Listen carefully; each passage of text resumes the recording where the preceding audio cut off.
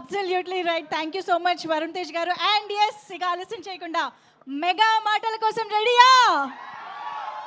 Yes, over to megastar. Thank you thanks thank you very much. అందరికీ నమస్కారం. ఒక cinema విజయవంతమైతే అది ఎంత మందిలో ఆనందాన్ని నింపుతుందో ఎన్నో సంవత్సరాలుగా చూస్తున్న నాకు అదే మళ్ళీ ఇక్కడ పునరావృతం అయింది. ఈ సంతోషంలో పాలు పంచుకోవడానికి నన్ను ఆహ్వానించి ఇక్కడ రమ్మన్నారు. వాళ్ళు ఇందాక కృషి చెప్పినట్లుగా సినిమా చూసిన వెంటనే దీనికి ఎప్పుడు ఫంక్షన్ పెడతారు, దీని గురించి 4 ముక్కలు మాట్లాడాలని నాకు ఉత్సాహంగా ఉంది అనగానే వరుణ్ చాలా సంతోషపడిపోయి, డాడీ మీరు రావాలి ఇదంటే, ఖచ్చితంగా వస్తాను రా, ఇది ఇలాంటి సెలబ్రేట్ చేసుకోవాలి, ఈ ఆనందం 10 మందితో పంచుకోవాలి. ఇంత పెద్ద విజయాన్ని ఇచ్చేటువంటి ఆడియన్స్కి మనం తల వంచి వాళ్ళకి ధన్యవాదాలు తెలియచేయాలి. ఇది అందరి యొక్క బాధ్యత అంటూ ఆ ఉద్దేశంతో నేను ఇక్కడ రావడం జరిగింది. అండ్ చాలా సంతోషంగా ఉంది. అండ్ ఒక సినిమా హిట్ అయితే ఇక్కడ ఉన్నటువంటి అందరూ టెక్నీషియన్స్, పనిచేసిన వాళ్ళు, నటీనటులు, సాంకేతిక నిపుణులు, ప్రతి ఒక్కళ్ళు వాళ్ళ ఆనందం ఓవర్వెల్మింగ్ తోటి వాళ్ళు అయ్యి చూపించే రియాక్షన్స్ చూస్తుంటే ఓ ఇది కదా అని. కానీ ఒక సినిమా హిట్ అయ్యింది అంటే అది ఎంతమందిలో, అంటే దాన్ని కొన్నటువంటి వ్యాపారాత్మకంగా చూసి కొనేటటువంటి బయ్యర్లు కానివ్వండి, ఎగ్జిబిటర్స్ కానీ, వాళ్ళల్లో ఒక బ్యాంకులో అకౌంట్లో డబ్బులు నింపుతుంది. అట్లాగే ఇక్కడ పనిచేసే కార్మికులు కానివ్వండి, కళాకారులు కానివ్వండి, ప్రతి ఒక్కరిలోనూ వాళ్ళకి ఒక సంతృప్తి నింపుతుంది. కింద స్థాయి వాళ్ళకైతే కనుక వాళ్ళకి ఆ రోజున ఆ కుటుంబానికి కడుపు నింపుతుంది. ఇక ప్రొడ్యూసర్లు ఎవరైతే నిర్మించారో వాళ్ళకి ఎంత ఎనలేని సంతోషం నింపుతుంది వాళ్ళ గుండెల్లో. ఈ రోజున ప్రతి ఒక్కళ్ళ గుండెల నిండా ఆనందంతో ఈ కొరియన్ కనకరాజు సక్సెస్ని ఎంజాయ్ చేస్తూ ఈ రోజు అందరూ వాళ్ళ అభిప్రాయాల సంతోషాలు మీ ముందు వెళ్ళబుచ్చుకున్నారు. ఈ సినిమా ఒక సక్సెస్ అయ్యి ఇంతమందిలో ఇన్ని రకాలుగా ఆనందం నింపుతుంది అంటే కనుక అది ప్రధానమైన కారణం దర్శకుడు, అలాగే కంటెంట్ అందించిన కథకుడు. వీళ్ళు చాలా చాలా ప్రధానం. వాళ్ళ బాధ్యత అంతా ఇంత కాదు. ఒక సినిమా హిట్ అయితే ఇన్ని వందల మందిలో ప్రత్యక్షంగా, కొన్ని వేల మంది పరోక్షంగా వాళ్ళ యొక్క ఆనందానికి కారణం అవుతారు. కాబట్టి వాళ్ళ యొక్క బాధ్యత అంతా ఇంత కాదు. ఈ రోజున మన మేర్లపాక గాంధీ గారు, ఆయన చిన్నవాడైనా సరే గతంలో సినిమాలు 1-2 సినిమాలు నిర్మించారు. ఎన్ని సినిమాలు చేశారు? ఓకే, మీరు చేసిన 6 డజన్ పైగా సినిమాలు కొన్ని చూడటం జరిగింది, కానీ అన్నీ చూడలేకపోయాను. But you have wonderful director. And ఇంత ప్లీజ్ సార్, ప్లీజ్ కూర్చోండి, మీరు కూర్చోండి, లేదు వస్తారండి, ప్లీజ్ కమ్ పైకి. సో వీళ్ళ యొక్క ఆలోచన విధానం, వీళ్ళ కంటెంటు, ఇది ఎంత మందికి ఈ రోజున ఉపాధి కల్పించింది, ఎంతమందికి ఆనందాన్ని ఇచ్చింది, ఎంతమందికి అకౌంట్లో బ్యాలెన్స్ వేసింది అనేది నేను చెబుతుంటే దాని బాధ్యత అంతా ఇంత కాదు. వీళ్ళు కేవలం స్టార్ట్ కెమెరా యాక్షన్ ఓకే అని ఒక సినిమా చేసింది, ఓకే నెక్స్ట్ పిక్చర్ ఏంటి అని వెళ్ళటం కాదు. ఇది చాలా బాధ్యతాయుతమైనటువంటి ఒక పోస్ట్ డైరెక్టర్ అనేది. సో ఆ రకంగా పూర్తి స్థాయిలో ఈ సినిమా విజయవంతం అవటం కోసంగా ఎన్ని అడ్డంకులు వచ్చినా సరే, ఎన్ని ఆర్థిక సమస్యలు వచ్చినా సరే, ఎన్ని రకాల వచ్చిన వాటిని అధిగమించి ఒక కాన్ఫిడెన్స్ తోటి, సినిమా మీద నమ్మకంతో సినిమా విజయం ముందుగానే ఊహించి ఈ స్థాయికి తీసుకురావడానికి కారణమైనటువంటి మేర్లపాక గాంధీ గారిని నేను మనస్ఫూర్తిగా అభినందిస్తున్నాను. ఇలాంటి ఈ ఉత్సాహాన్ని, ఈ యొక్క దీన్ని ఫ్యూల్ లాగా చేసుకుని గుండెల నిండా నింపుకొని మరింత ఉత్సాహంగా మీరు ముందుకు వెళ్ళాలని, మరెన్నో హిట్స్ ఇవ్వాలని, పరిశ్రమ ఆ రకంగా మీరు సేవలు అందివ్వాలి, మీరు అంత అభివృద్ధిలోకి వెళుతూ పై స్థాయికి వెళ్ళేందుకు మీరు అన్ని రకాల కృషి చేయాలి. దానికి మీ కమిట్మెంటు, మీ కష్టపడే తత్వం అండ్ ప్రొడ్యూసర్ పట్ల బాధ్యత, మీ మీద ఆధారపడే ఎంతోమంది పట్ల మీ యొక్క రెస్పాన్సిబిలిటీ, ఇవన్నీ కూడా మీరు మైండ్లో పెట్టుకుని మంచి కంటెంట్లతోటి సినిమాలు తీయాలని మనస్ఫూర్తిగా ఈ సందర్భంగా నేను చేస్తున్నాను. ఇక ఈ సినిమా సక్సెస్ చూస్తుంటే, ఈ సినిమాని చూస్తుంటే మాత్రం చాలాసార్లు డైరెక్టర్ ఒక వైవిధ్యమైనటువంటి కథ అనుకుని దాన్ని తెరకెక్కించడంలో ఒక చిన్న ఎక్స్పెరిమెంట్ చేసి అనుకోవచ్చు. అండ్ హారర్ కామెడీ అనేది చాలా వచ్చినాయి, గతంలో కూడా వచ్చినాయి. కానీ దీంట్లో ఒక ఫ్లేవర్, కొరియన్ ఫ్లేవర్ పెట్టడం అనేది వండర్ఫుల్ థాట్ అది. ఇప్పుడు ప్రతి వాళ్ళు కే పాప్ అని, కే డ్రామా అని, మన కొరియన్ సినిమాలని వాటి ఒక దీంట్లో మన ఓటీటీలో వాళ్ళందరూ చూస్తూ కొరియన్ పట్ల ఒక రకమైన మక్కువ పెంచుకున్నారు యూత్. అలాంటిది మన సినిమాల్లో మెర్జ్ చేస్తే కనుక ఆ రిజల్ట్ వేరు, ఆ ఇది వేరు అన్ని ఆ థాట్ రావడమే ఇంత పెద్ద సక్సెస్కి, ఇంత పెద్ద బ్లాక్ బస్టర్ అవడానికి ప్రధానమైన కారణం. దానికి మనస్ఫూర్తిగా సభాముఖంగా నేను గాంధీని అభినందిస్తున్నాను.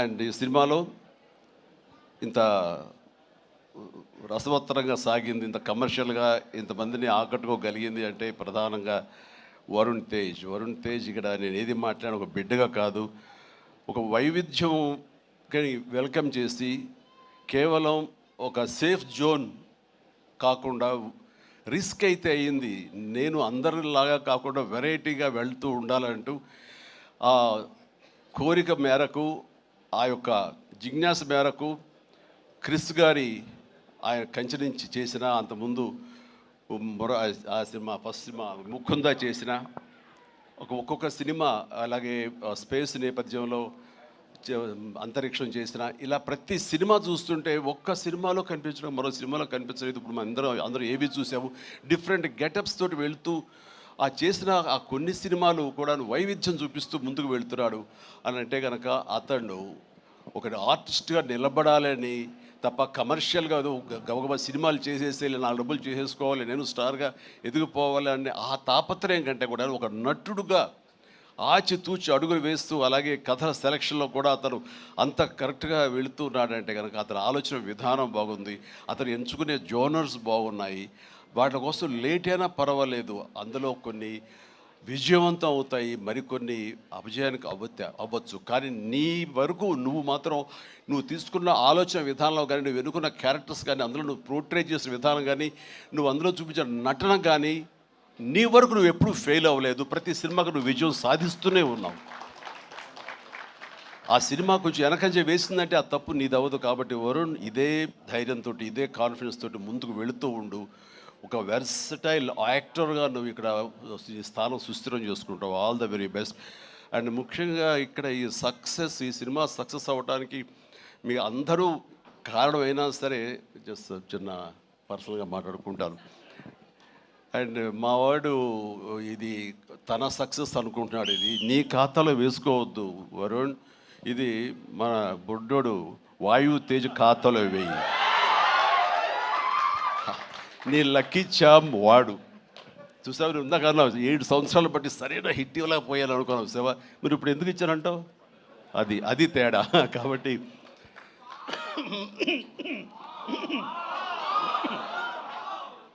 మా లక్కీ చామ్ వాయువు.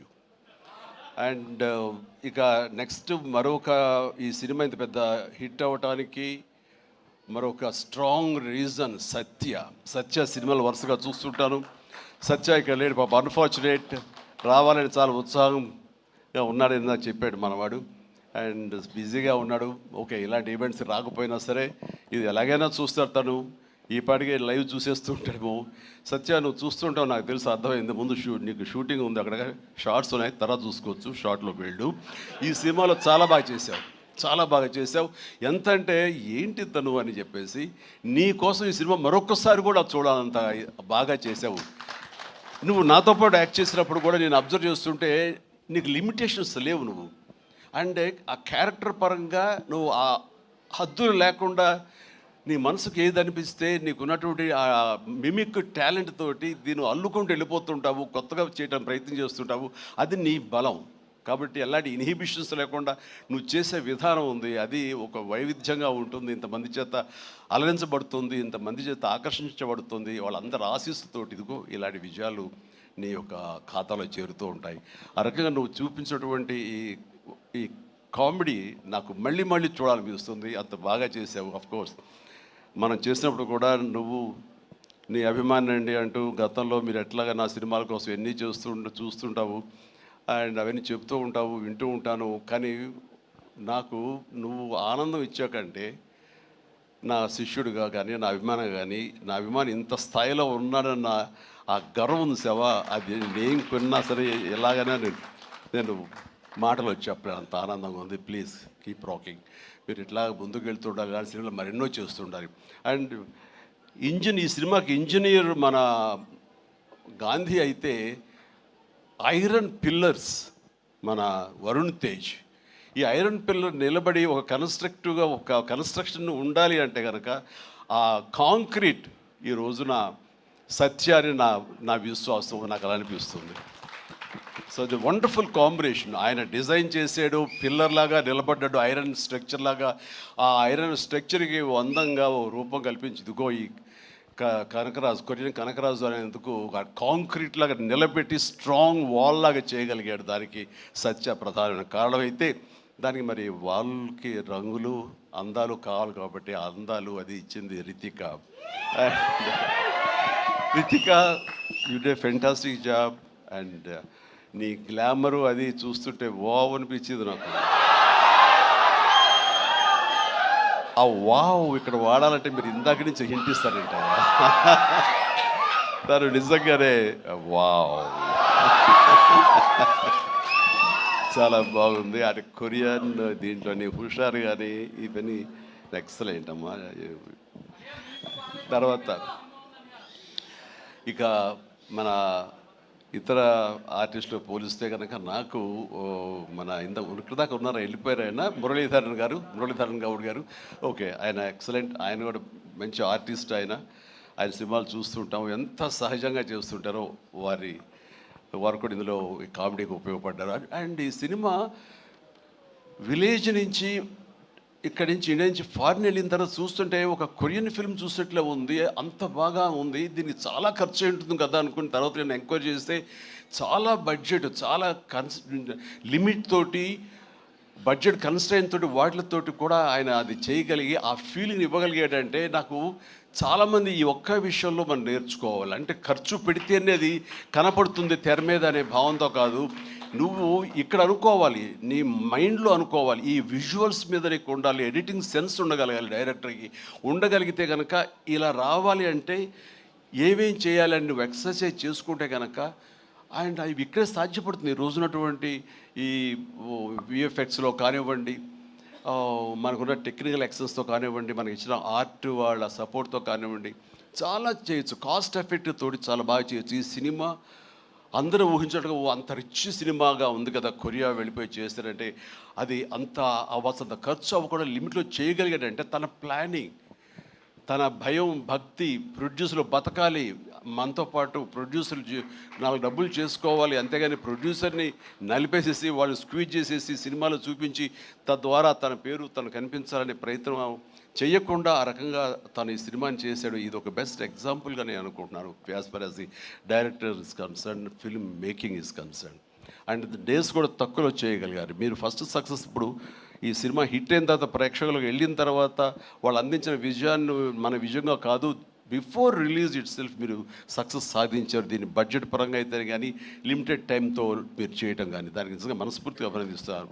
అండ్ ప్రతి వాళ్ళు ఇలాగే ఆలోచిస్తే కనుక నిజంగా సినిమా సక్సెస్ తగ్గిపోతున్నాయనే దీంట్లో ప్రతి వాళ్ళు కూడా నువ్వు ఇది నేర్చుకోవాల్సినటువంటిది, అమలు చేసుకోవాల్సిన విషయం. ఈ సంవత్సరం నిజంగా ఫస్ట్ హాఫ్ చూసిన తర్వాత బిగినింగ్ ఫిలిమ్స్ మంచి హిట్లు అయినాయి, బాగున్నాయి. కానీ ఆ తర్వాత మళ్ళీ ఈ జూన్ జూలై వరకు సినిమాలు ఏది పెద్దగా హిట్ అవ్వడం చూస్తుంటే సెకండ్ హాఫ్ ఎలా ఉంటుందో అనుకున్నావు. ఈ ద్వితీయార్థంలో బెస్ట్ పెద్ద సినిమా హిట్ అవడంతో ఫాలోడ్ బై మా ఇంటి బంగారం, అలాగే లెనిన్, ఆ తర్వాత చెన్నై లవ్ స్టోరీ, ఇట్లా ఇదిగో ఇప్పుడు ఈ కొరియన్ కనకరాజు. అంటే ఈసారి వండర్ఫుల్ ఆడియన్స్ రారు, వాళ్ళకి ఓటీటీలకి ఫిక్స్ అయిపోయారు, పెద్ద సినిమాలకి, ఈవెంట్ ఫిలిమ్స్కి అలాంటి వాటికి తప్ప మామూలుగా థియేటర్కి వచ్చి చూసే పరిస్థితి పోయింది, చిన్న సినిమాలు బతికే పరిస్థితి లేకుండా పోయింది అని చాలామంది స్టేట్మెంట్ ఇచ్చేస్తుంటారు. కాదు, కంటెంట్ ఇవ్వగలిగితే, వెరైటీ కంటెంట్ ఇవ్వగలిగితే, ఇలాంటి యంగ్స్టర్స్ అన్నింటినీ మైండ్లో పెట్టుకుని మనం కనుక ప్రెజెంట్ చేయగలిగితే కనుక జనం రావడానికి ఉన్నారండి. వాళ్ళు ఒక సినిమా 2 సినిమాలు పెద్ద చూసిన తర్వాత ఓకే, ఆ తర్వాత సినిమా బాగుంది, ఇది ఎంటర్టైన్ చేస్తుంటే కుటుంబంతో పిల్లలతోటి థియేటర్కి వెళ్ళి చూస్తారు. ఆ కిక్ ఇంట్లో కూర్చొని చూస్తూ ఓటీటీలో వాళ్ళకి కలగదు. వాళ్ళు బయటికి రావాలని కోరుకుంటారు. వాళ్ళు బయటకు వచ్చి థియేటర్లో సినిమాలు చూసే రేంజ్కి మనం ఏమి ఇస్తున్నాం, వాళ్ళకి ఏం ప్రజెంట్ చేస్తున్నాం అని మనం ఆలోచించగలిగితే కనుక దానికి భయపడాల్సిన అవసరం లేదు. ఇదిగో ఈ సంవత్సరంలో వరుస సినిమాలు వస్తూనే ఉన్నాయి. పెద్ద సినిమా, చిన్న సినిమా, దాని బడ్జెట్ అంతా అది ఈవెంట్ ఫిల్మా లేకపోతే అనే కాదు, ఒక ప్రేక్షకుల్ని అలరించాలి, హెల్దీ ఫిల్మ్స్ తీయగలగాలి. అందులో ఈ సినిమా ఈ మా హిట్ అనేది మీరు నమోదు చేసుకోవడం, మీ ఖాతాలో వేసుకోవడం అనేది రియలీ అది డిజర్వ్ ఇట్. అండ్ ఈ సినిమాకి పనిచేసినటువంటి ఇతర నటీనటులకు, అలాగే మన కెమెరామెన్ గురించి చెప్పారు సంజయ్, మనోజ్ గారు అండ్ సాయి మనోజ్ మీ గురించి వినాలి, మీరు అమెరికాలో ఉండేవారని. And please and all the very best. And అలాగే ఎడిటర్ గారికి, వాళ్ళకి ఇంక వీళ్ళందరికీ చెప్తుంటే మా తమ్మని ఏంటి అన్నయ్య నా గురించి అక్కడ మాట్లాడారు. నా హృదయానికి దగ్గరైన మనిషి. అండ్ అలాంటి తమ లెక్క తమ్మని మనకి కష్టం అవుతుంది కూర్చోవచ్చు. Please, I love you my boy, I love you. తమన్ను ఒక ఎనర్జీ బండిల్ ఆఫ్ ఎనర్జీ అండి. ఎప్పుడో బోరు కొట్టి తమ్మనికి ఫోన్ చేసి ఎలా ఉన్నావు తమ్ముడు, అనయా ఏంటన్నా చెప్పన్నా వచ్చేయమంటావా, రాదు సదా కాసేపు ఇది అని. తనతోటి ఇప్పుడు ఈ సినిమా చేయబోతున్నాను, ఆ సినిమా పేరు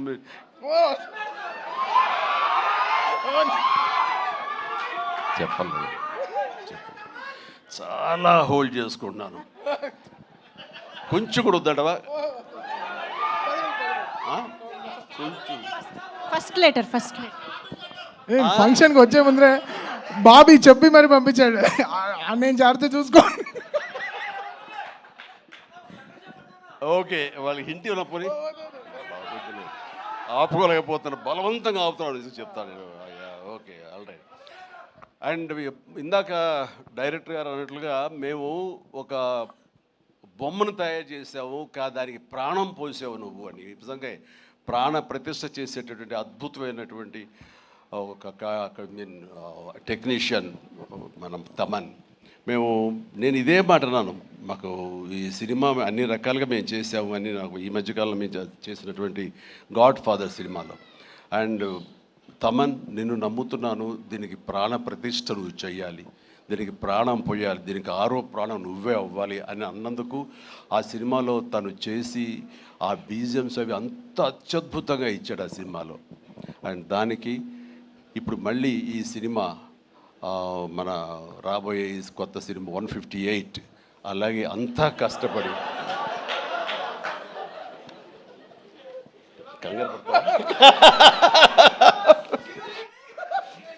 అదే ఛాన్స్ ఇవ్వట్లేదు.